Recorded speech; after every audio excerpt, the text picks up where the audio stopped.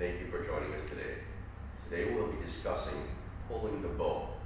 There are many ways of teaching this, so if anything I say is contrary to what your teacher tells you, please ignore me and do what your teacher tells you to do. Now, that being said, let's begin.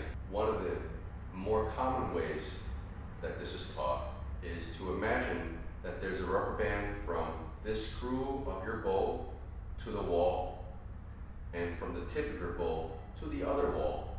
So as you pull the bow, okay, you imagine this rubber band here is pulling the bow, and the one from the tip is getting pulled more and more taut,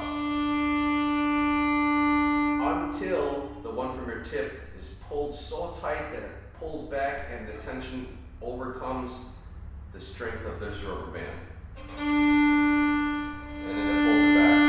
And the same thing happens the other side, and it pulls it back.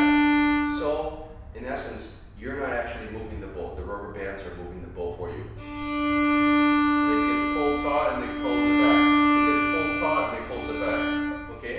Now, another way that works for some other students, and it works very well for the upper strings, is the idea that instead of any pulling and pushing, you just feel like the bow drops to the floor and your hand follows it.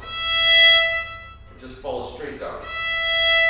And then on the way up, you imagine there's a little hook pulling your index finger straight up. Now again, like I said, this works really well for the upper strings.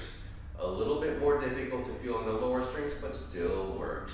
Now, a third way, one way that I use a lot in my own playing and teaching, is to imagine that there's a spool of thread on a spring tensioner inside the violin, and that thread comes out this F-hole, okay? And that string goes through your hand, between these knuckles, and runs all the way up to your shoulder. Now, it's a very fragile, thin thread. So if you yank, you'll break it. You don't want to break it. Okay? And you imagine you just pull this out of the violin. And when you up bow, the spring tensioner pulls you back. It pulls you back. And you pull it back. And it pulls you back. Okay?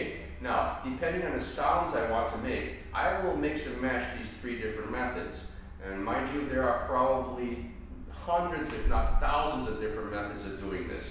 And we should try them all, experiment with all of them to see what works the best for us and our students. Unfortunately, each of them do produce different sounds depending on the person using them on. You should try them all, mix and match, experiment, and apply them to the sounds we wish to make. I hope this has been good for you guys. Cheers.